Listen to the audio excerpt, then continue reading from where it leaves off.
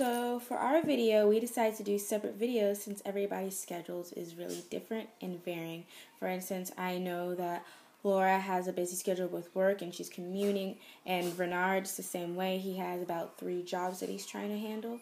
So here's what we think a collaborative leader is. Hey guys, I'm sitting outside on this beautiful fall day, well sort of fall because Florida doesn't really get fall.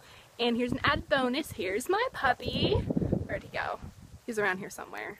I can't flip the camera. There he is! Say hi, Zeus! Anyways, we're outside thinking about what this collaborative leadership deal means and what it actually means to me. When I think about collaborative leadership, I think about being cohesive and working as one to really get the job done creatively, successfully, and in the right time frame as well, because that is equally important. I was in high school and I remember this game that we used to play. It was called the Human Knot, and you would all stand in a circle and you would grab somebody else's hand and you would get all tangled up, and then you had to work together to get out of that knot. And that's what I really think of when I think of being cohesive, is that working together, no matter what the circumstance, you can really get the job done if you do it properly and if you do it efficiently. Thanks, guys! I think when it comes to leadership, something that's very important is a humble heart. I love the trait humility, and I think that our world has shaped so many leaders to be egotistical because of their position. But I think I know for me, I'm very attracted to a humble leader. That's what will cause me to be a follower, is a leader that understands where we come from and understands that they are just a person. And is good at communicating. And so I think humility is huge in the sense of leadership. And then I think as far as collaboration goes, open-mindedness. There is not one person who is exactly like another person. Everybody has something unique to bring to a group and to bring to the world. And I think that is so incredibly profound. And so I think, voicing your own individual unique idea and then having someone hear that idea and consider it and have an open mind to it, or maybe take their idea and blend it with yours and create one really big awesome idea is really cool. So I think as far as being a leader goes, humility, a humble heart, being a people person, being others oriented, thinking more about others. And then I think as far as collaboration goes, an open mind, realizing that, not one person is perfect and that everybody can bring something to the group. And I think that's really encouraging. Hey, my name is Melinda and I'm here to talk about trust. In a team or a partnership, if you don't have trust, you don't have anything.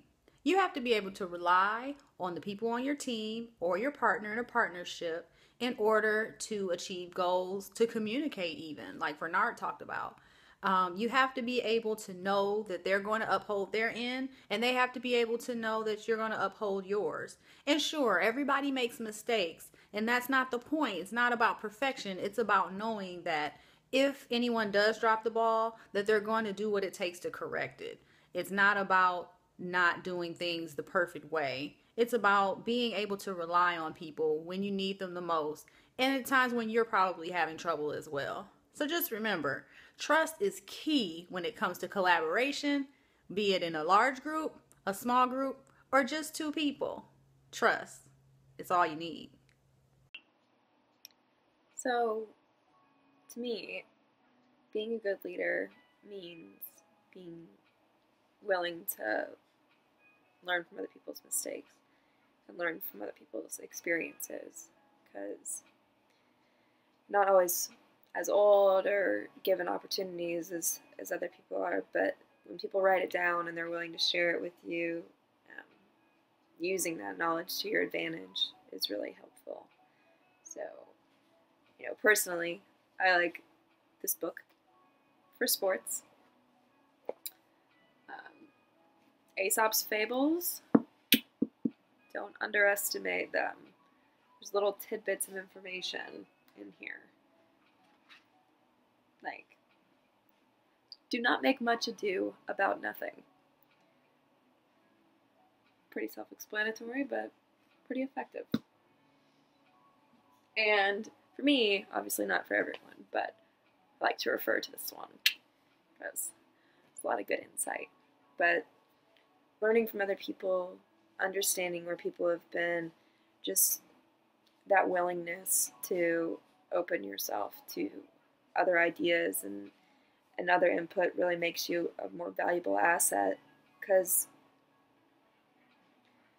I don't know, when you're finished changing, you're done. You're finished. So hopefully we all are open for a little bit of insight. When I think of a leader, I think of a leader having one of the traits of being honest, and that also plays a role when you are considered a collaborative leader, because not only do you need to not only do you need to be honest with the trust that you have for your group members, but you also need to be able to take responsibility for things that happen. Or like for instance, this video, when I first did my recording, it didn't work, and instead of being lazy about it, I decided to take responsibility and redo it so that my group wouldn't suffer.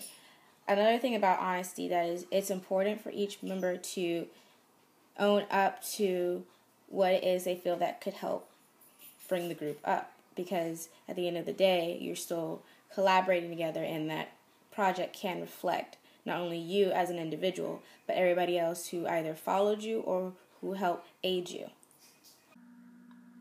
Ahora que usted ha oído hablar. You probably have no idea what I just said, which brings us to our last point, communication. Communication really hasn't happened unless you have that understanding in your communication. A lot of times we think just because we're talking to somebody, because words are being exchanged, that communication is taking place, but it really hasn't. And this is exactly what Pixar's Randy Nelson was talking about.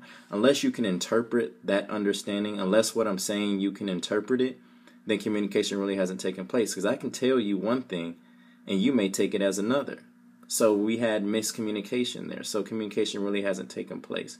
So if that meaning gets lost in the communication, then it really hasn't taken place. So always remember that. Adios. And that's bye if you didn't get that. See? Got to be on it. Communication.